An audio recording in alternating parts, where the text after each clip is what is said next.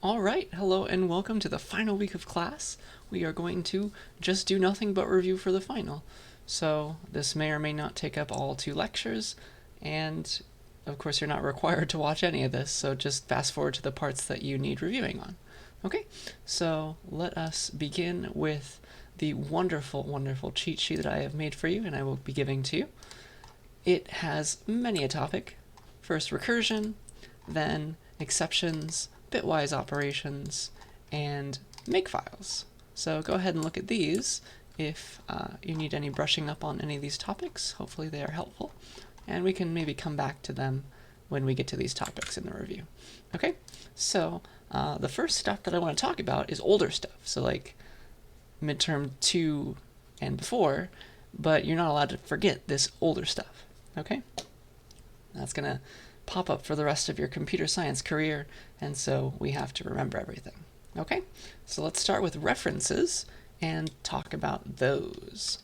All right, so a reference, it's just another name for an existing variable. It's an alias for another variable. So I can say int x equals 42. That makes the box x in memory holding 42. And then I can say int reference y,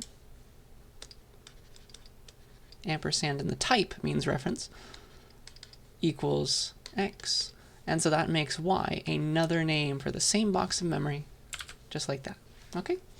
And we like to not usually make reference variables, but we make them as parameters. We make reference parameters, which are technically reference variables, but they're in a special spot, right?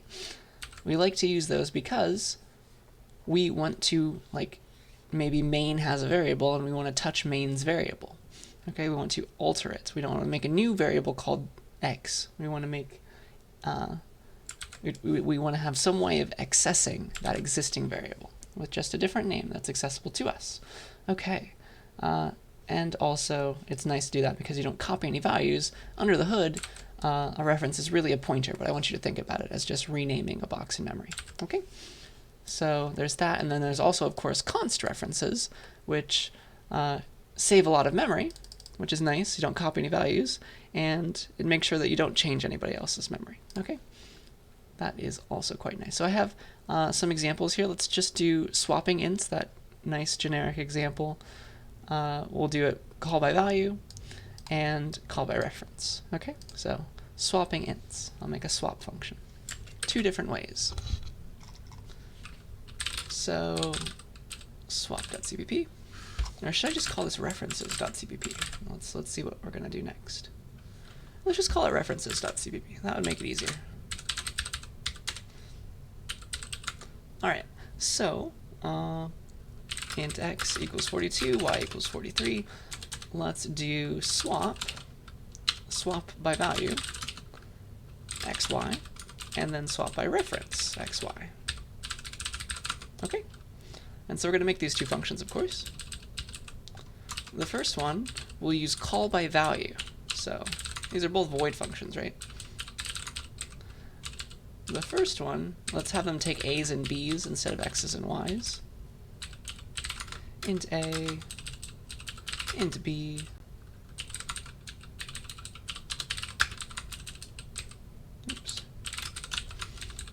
and swap by value, just what you would expect. It just swaps a and b as you would do normally in straight line code. Int temp equals a equals b equals temp. The shorthand to remember this is you always start with a temporary variable. Then it's a on the right-hand side. And then whatever was on the right-hand side of the previous line becomes on the left-hand side of the next line. Okay, you just got to remember on the middle line to use the different variable. A equals b, and then b goes on the left, and then b equals temp. Okay, that's how you swap things.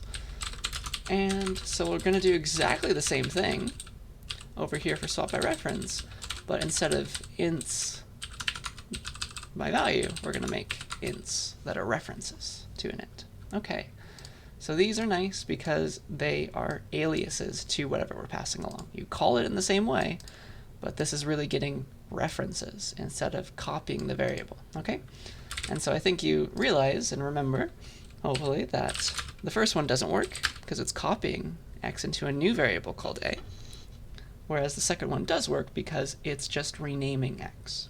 Okay?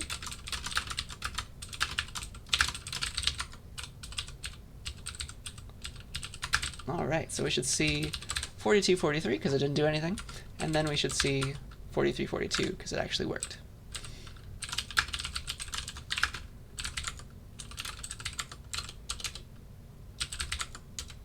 All right, so hopefully that's all coming back to us. References are so nice, super duper nice.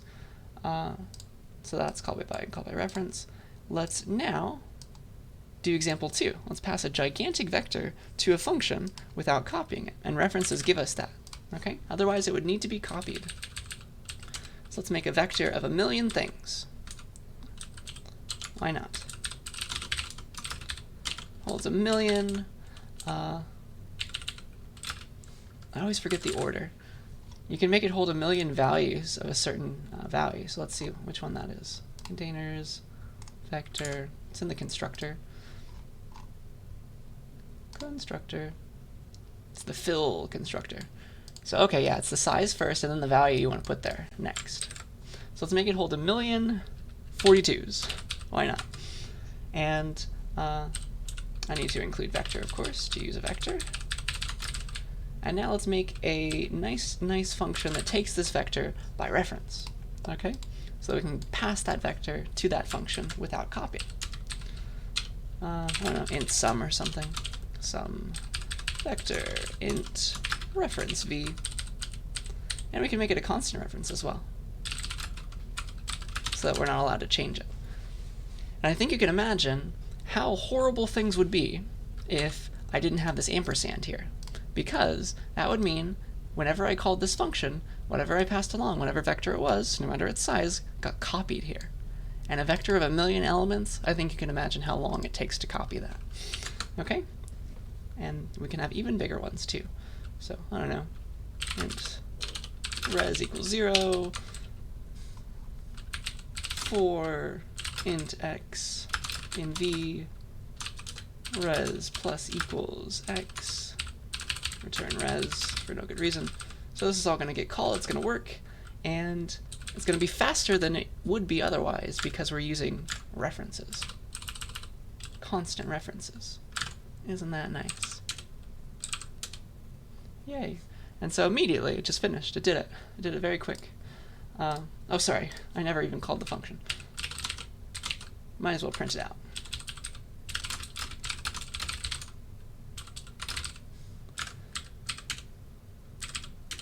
Whee! See? Wasn't that fast? Okay, so that's references. Don't forget them. Now let's move on to classes. And sorry, I wanted to add a few things, so I paused the video and added them. They will help us on our journey through classes. So a class is just a wonderful, wonderful thing. It's a piece of memory. It's a brand new type, first of all. A class makes a brand new type, and you can make variables of that type, and those live in their separate little worlds, and they have their own little state. That's what you get out of objects. You make objects of a certain class, okay? And then the whole point of object-oriented programming of classes is that you can send messages to these objects and interact with them like you would in real life, like ask it for the size and get back, oh yeah, my size is 42. This ability to talk to a piece of memory like it is a human helps us as programmers, okay? That's why it was invented, and that's why everybody loves it. So that is object-oriented programming in a nutshell, and I have two examples for you. So the first one, we're going to make a stopwatch using CTime and this cool character called \r, and then we're going to make a calculator with buttons. It's going to be great, and we're going to test the calculator out, okay? So let us begin. Let us make this stopwatch using CTime, okay? And so here is, it's looking up stuff, sorry.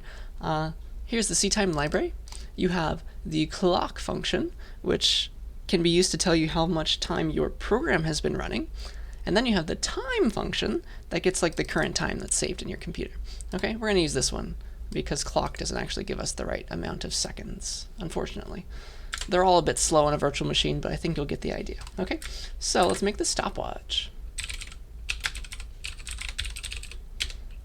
Let us be like, okay, class, stopwatch. And the question is, how do we want to use this stopwatch? Okay, so we should make a stopwatch. First of all, that would make sense. And then, well, what are we going to do now? Maybe we should have some methods. So I think we should have start methods and get time elapsed methods. We want to be able to start our stopwatch and get it going, and then, like forever, let's just keep on outputting like what the current time is.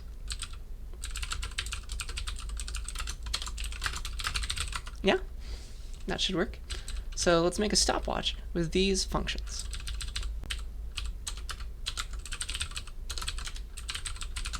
And so let's talk about this. Methods, by the way, I didn't mean functions. So start, it's going to be a void function. Technically, this could be our constructor if we wanted it to be. But let's just make it void start. And then we're going to have get time elapsed, which will tell us like how many seconds have elapsed. Int get time elapsed. That'll be nice. And then for our private variable, we're going to discover what we need to put here in just a second after we implement these. So let's do it. This is void stopwatch start. Int stopwatch get time elapsed. And so we can do that. We'll implement these. And so the idea is when we start the stopwatch, we want to know, like we want to save the current time. And so that's what our private member variable will be. It's going to be a clock t start time. Okay? And that's what ctime gives us. It gives us the ability to save in a certain type called clock t that it gave us, that it made for us, into start time, time of 0. And I'm so sorry, it's not clock t, I'm used to using clock t. It's time t. Time gives you time t. Okay, so that saves the current time. It's apparently the number of seconds since January 1st, 1970, but that's not too important for us. It's just a number, and we can use that number to get how much time has elapsed, because if we get the current time again, when we call get time elapsed, is a current time, and then we can subtract. If we just subtract these, minus start time, and I forgot to give it a type, sorry. Now we know it's a time t. Okay, with all of this, that is our program, because we just start out saving our current time. It's like a number of seconds. Then whenever we get our current time, we can just subtract those and give back the number of seconds in between, because time t is deep down an integer. Okay, and so we can give back the answer just like this, and oops, and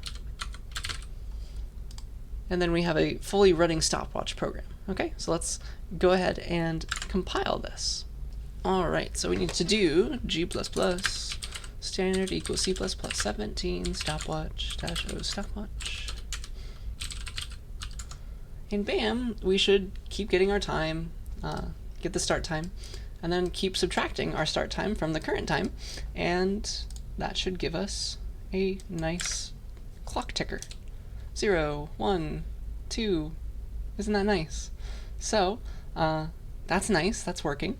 The problem is it's printing out 1,000,000 lines. So we can fix that with a special character. Can't remember if I've told you about it already, but it's a nice one, so I'll say it again if I have, called \r.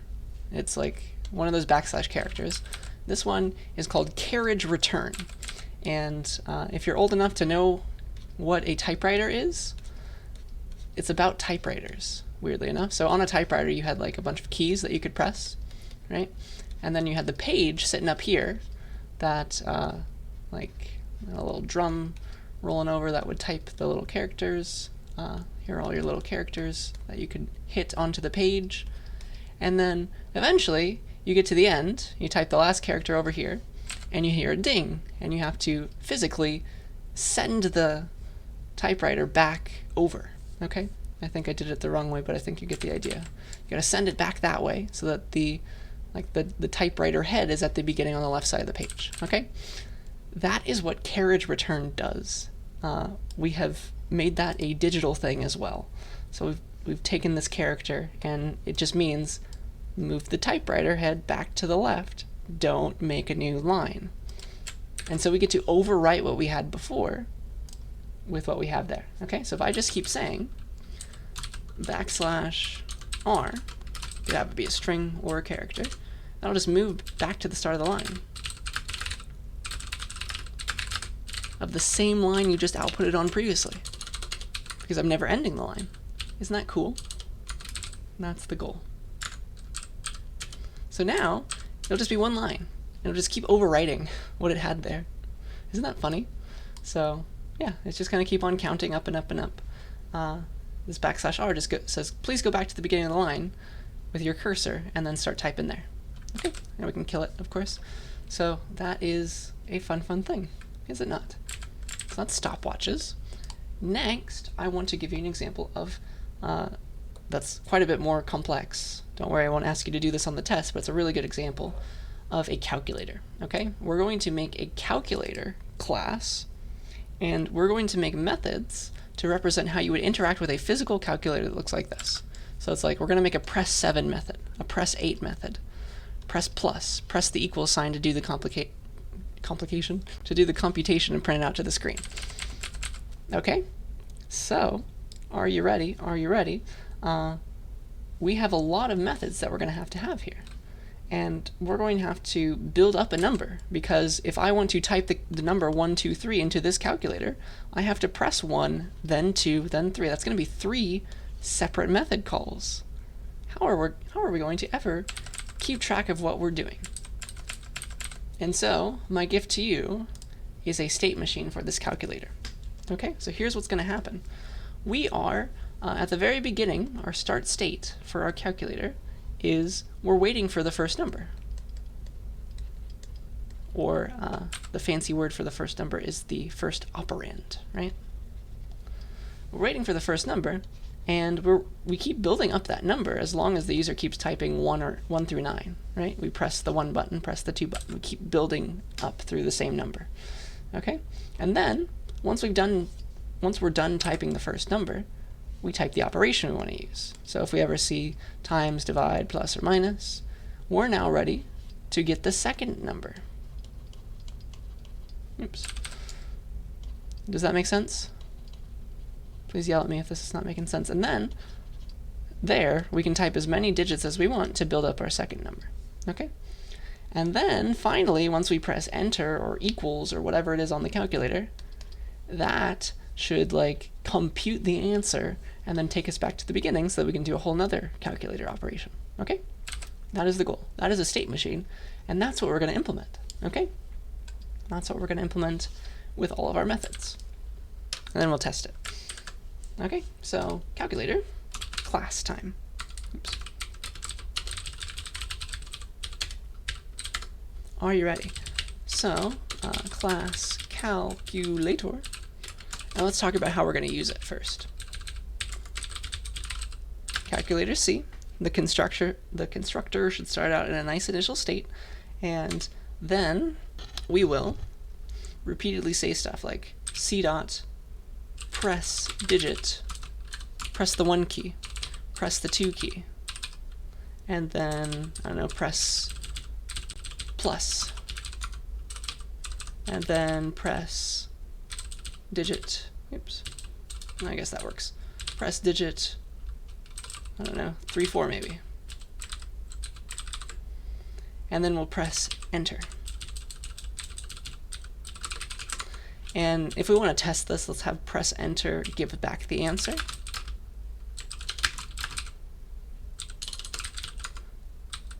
And enter doesn't take arguments, neither does plus. Okay, so this is how we're going to interact with our calculator. We're going to press the 1 key, the 2 key, so that builds up 12. Then we're going to press plus, then we're ready to type the next number. Then we're going to press the 3 key, the 4 key, and the enter key to get the answer back. Okay, so that's our goal. Let's do this. So we're going to need a constructor, that's for sure. We need that. Then we need press digit, int digit. Then we're going to need operations, press plus, minus times divide,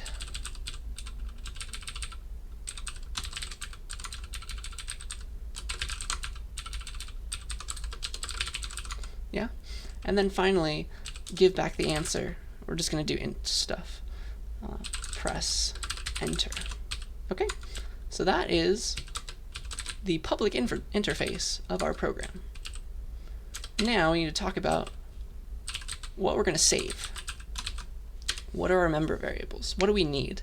What do we need to know to keep track of how our calculator works? And because we're using a state machine, this is our calculator, it's a state machine, we got to keep track of our current state, and I'll just save that as a string. Yeah, so string state, need to keep track of that for sure. Then we should also keep track of our first and second numbers, so int operand 1 and operand 2. We need both of those so that we can multiply them or add them or divide them or whatever.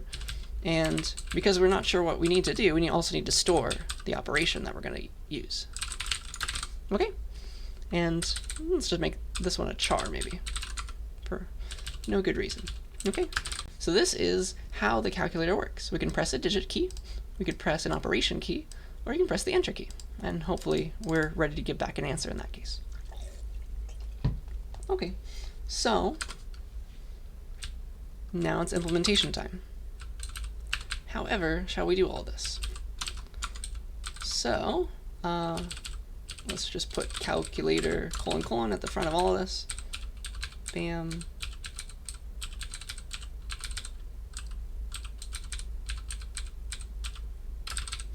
Okay. And let's get ready to implement all this stuff.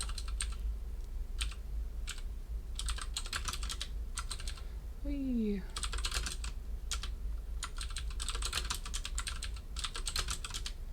And one more. Okay. So, when we start out our calculator, we need to give nice, good values for many of these things, okay? The operation, I think we can skip, but everybody else needs a state, okay? So, our first initial state should be the first number state. We're waiting for the first number to be entered completely. So, set the initial state of the calculator. So that's the first number state that we start out in, and also our operands should be zeroed out for reasons that will become apparent soon. And now we press a bunch of digits, and this is where cool stuff starts happening. Okay, if I press like the 1 key and the 2 key and our operand 1 started out at 0, I need to do a few things. When I press the 1 key the first time, this 0 needs to get replaced with just 1. But then, look what happens. When I press this 2 key, this 1 needs to get replaced with 12. 1, 2. You see that? We need to somehow add this number to the end and remember the previous digit. And the trick for that is, how do I go from 1 to 12? It's always what you had, 1 times 10, plus that extra digit. Okay? Keep what you had, add the extra digit like that. That's how you add a new digit to the right. You just shift everybody over and add your new digit. You see that? That's the trick. So that's what we'll do. And we need to figure out which number we're adding to.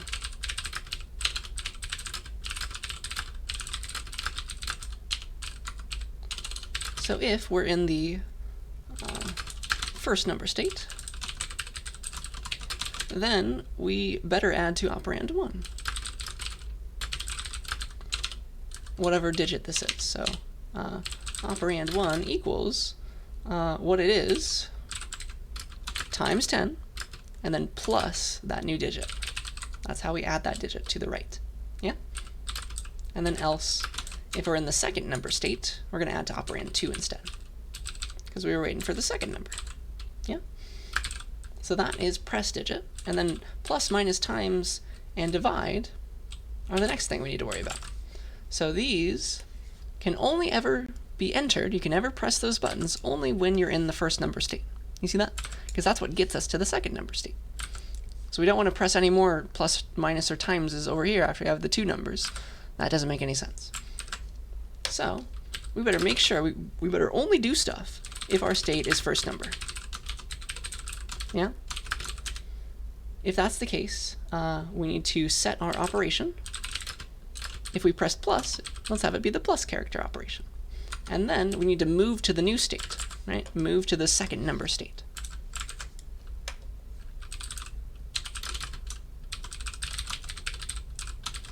That will give us what we want. Okay? And so the rest of these are exactly the same, just the operand is changed. Or sorry, operation is changed. Place that with minus, with, that can be a star, that can be a slash. Yeah? And that should do it. Those are those. And then we're ready for press enter. Okay, when we press enter, we got to compute the result. We saved up the first operand, the second operand, the operation. We need to perform that operation and give back the answer, and then also get ourselves back in the start state. Okay? That's our goal. So first calculate the answer, and then get back into the start state. So that it can all happen over again, because the calculator needs to be able to handle the user doing more than one calculation, right? So, int result, and let's calculate the result now. So, if the operation was plus, then let's return, and I'm just going to be lazy and not use the parentheses or the braces because you don't need them. Return operand 1 plus operand 2. Yeah. And then we'll do the same for the other ones. If it was minus, if it was times, if it was divide, and I think the rest of these should be else ifs, right? Only one will ever fire, but it's cleaner this way, I think. So this one's minus, this one's times, this one's divide, and then we get back into the start state. So our state goes back to first number. Our operands become 0 again. And then we need to give back the answer, of course.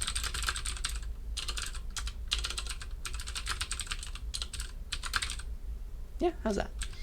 That's what happens when we press the enter key. And so all of these should work in tandem together, all of these methods. Pressing a bunch of digits, pressing an operation to move us over into the next state, and then pressing enter. And actually enter should only ever do something in the second number state, right? So we shouldn't work in the first number state. So if, I don't know, if the state is not equal to second number, we shouldn't be doing anything at all here. Just like return, I don't know, return 0 or something. Some number that's meaningless. Maybe we should throw an exception here, honestly. That would make the most sense.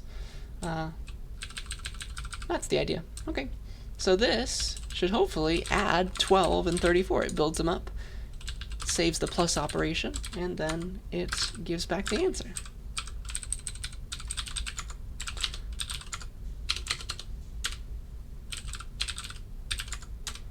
Look at us. Is that right? It is 46. That is the answer. Yay.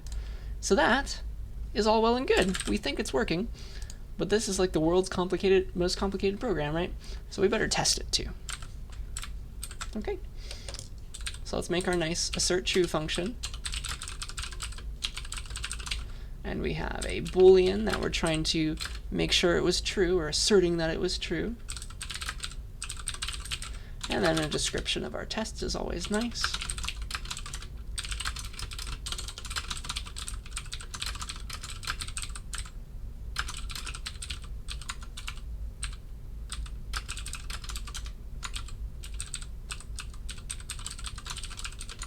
Passed or failed. Yeah, that should do it. And yeah, now we can make a test out of this. We could be like void test1 or something. And instead of printing stuff, we could be like, let's make this into a test and call the test. Yeah. So this, pressing enter, should have resulted in the number 46. So we better assert true that we got back what we expected. We expect to get 46. Yeah? That's the goal.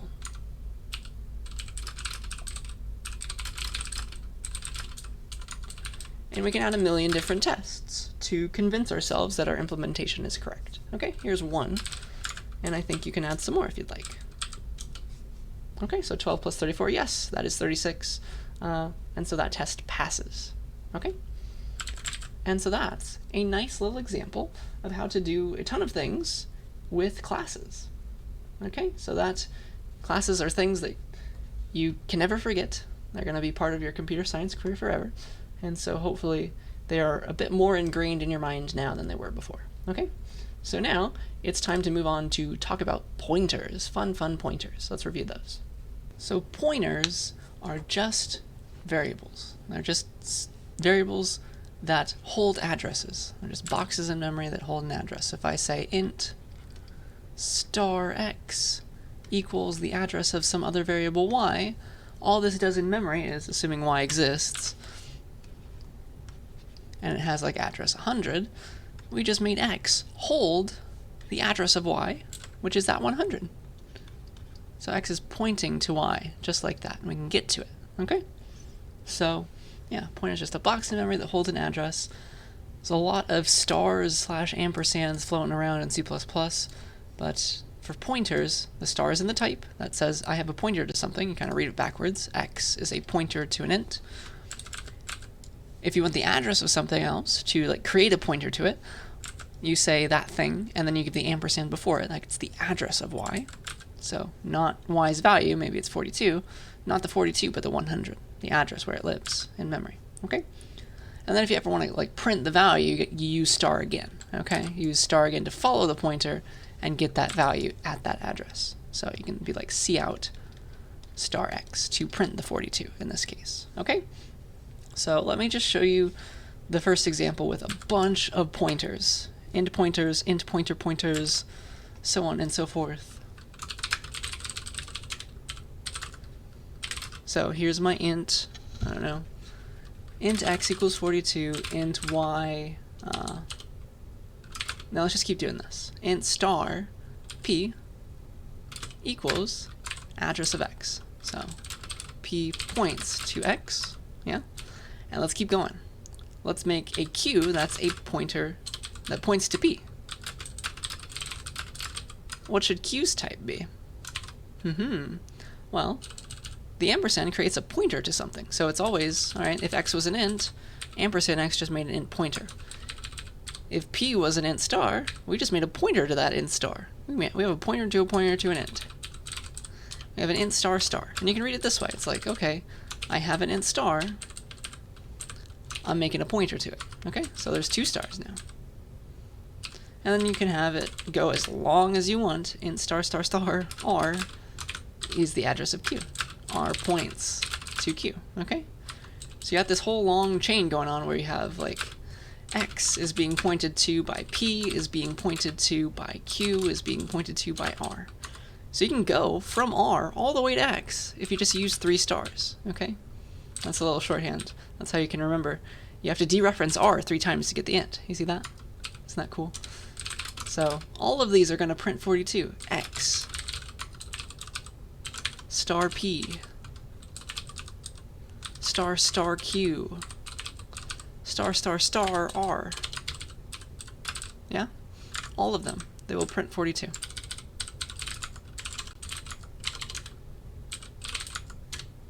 Yeah? So that's the first example. Now, let's talk about pointers to things that you can use the dot on. So classes and structs. We'll just use vectors as an example. So, for example, I can make a pointer to a vector. Okay? I can call it VP. So here's my vector. And I should include vectors, of course. And, yeah, let's make a pointer to this vector. I can say vector int star, it's going to be a vector, VP, and I can set it to hold the address of V. Yeah? That's how you make the pointer. VP is a pointer, holds the address of some vector V, which looks like this in memory, as big as you want it to be. And if you want to get stuff out of the vector, if you want to use .at, if you want to use .size, you can't just say this. You can't just say cout vp dot size. Makes no sense at all, because this is a pointer to a vector. It's just a number. It's just an address. It's not the vector itself. Yeah. So what you do is you dereference. To get the actual vector to use the dot on, you have to dereference VP. Yeah. That'll actually give you that vector of int. See that? And this will work, because then you finally have that thing. You finally have v itself. You can get its size. Okay? So that is one way this could work. Alternatively, everybody was like, this is a silly amount of parentheses, so we're going to make the arrow operator that does the same thing.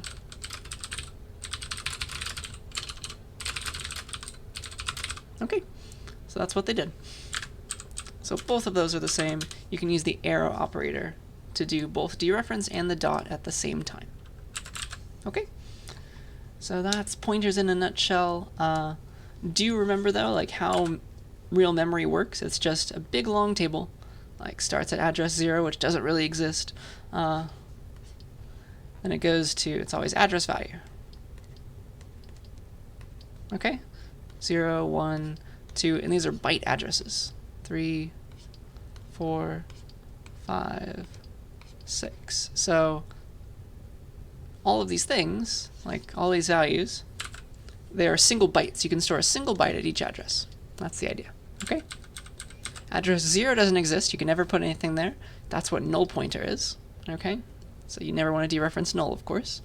And yeah, if you want to store something bigger than just a single byte, you just have a starting byte. Like if I want to store an int at address 2, I just need to take up 4 addresses total. So it'll live, the int 42 or whatever, will live between addresses 2 and 5, and the starting address of the int is 2.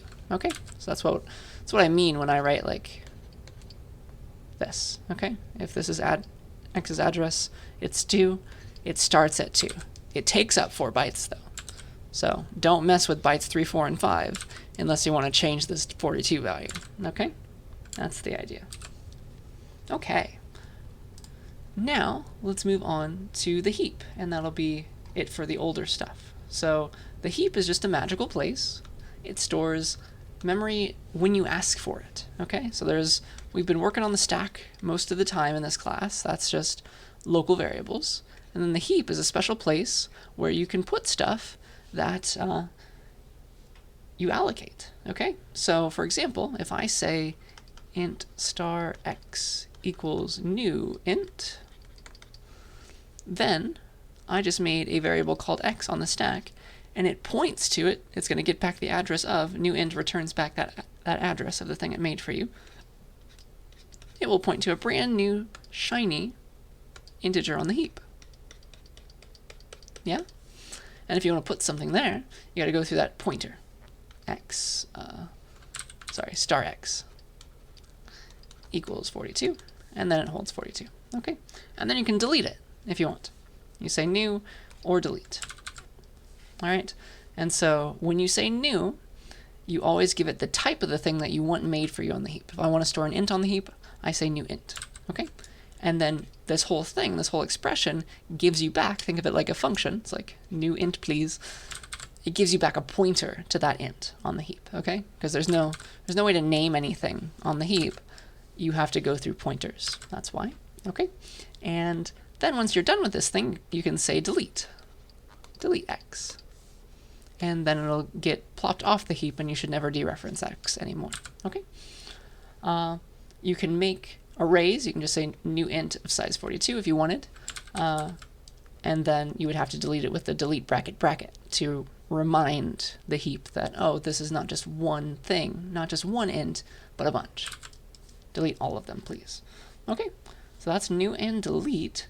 I'll give some examples in a second. And then also there's the idea of memory leaks. Okay, so for example, let's say I did this. If I had new stack and heap over here, if I said, if I made x a pointer again to an int on the heap, and then I immediately said x equals another new int, it chopped that pointer off, and like now it's pointing to this brand new other box. And we just lost this one, okay? We leaked it, okay? So you should always remember the addresses of things you put on the heap so that you can delete them. Only once you've deleted them can you forget about their address. Otherwise, this sticks around for the life of your program, and you can't get rid of it. If you do this kind of thing, this leakage in a loop, then eventually your program's going to run out of memory. You see that? That's the problem. So, 2 examples. Let's store a single int on the heap. That's this kind of thing. So let's do that quickly. We can say heap.cpp. So int star x equals new int. So make a single int on the heap, please. You can actually call this like a constructor syntax and set the value too, but we're going to do it the long way. Star x equals 42, cout x. And now that I'm done with x, I can say delete. Okay? Sorry, I want to print star x. But you can also print x itself. Like, that's the address. X is the address, and it holds a value. The value is star x. And then once you're done, you can delete it, and then you should never use x after this.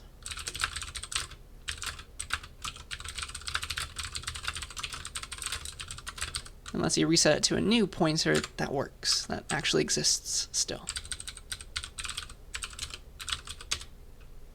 Okay. And so apparently the heap address that I was given for this int was this one, and it holds 42, and it'll be different every time I run this program. See?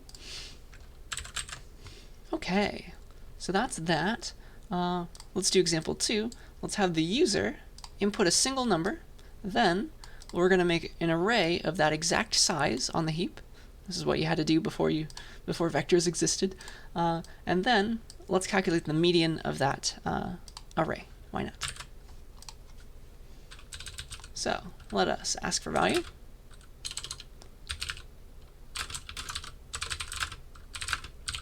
Enter the size of the array you're about to input to us. So enter the size, so we'll get that in size variable, c in it, and then we're going to make an array of that size on the heap. Okay, and then how do we do that? Well, it's going to be int star, because we're going to make a pointer to the first int in the array. An array is just a pointer, right? ARR equals new int on the heap of size size. That's how you do it. And then once you're done with it, always say delete. Bracket bracket ARR. And now in the middle, we can do the median job. So let's calculate the median really quickly. So let's see here. The problem is when it is a vector of even length, or sorry, an array of even length, right? Because you got to average the two at that point. So if the size is 4, I have indices 1, 2, and 3. I need to take the average of 1 and 2, right? If the size is 5, I have, for the median, I have indices 0 through 4, and I want to take this one. Otherwise, I want these two. And let's just make sure it generalizes. If the size is 6, 1, 2, 3, 4, 5, 6, I have indices 0 through 5, 1, 2, 3, 4, and I want to average together indices 2 and 3. That will give me the median there. So let's come up with, using size, we have the size variable lying around. What does size divided by 2 give us? Does that give us the middle index for all of this? If it's 5, we do integer division by 2. That is, in fact, 2, so that should work. If it's odd, if it's even, 4 divided by 2 is 2. So I have to go 1 before it. Does that work? If the size is 6, divided by 2, I get 3, so I have to go 1 before it. Okay, that seems to work. I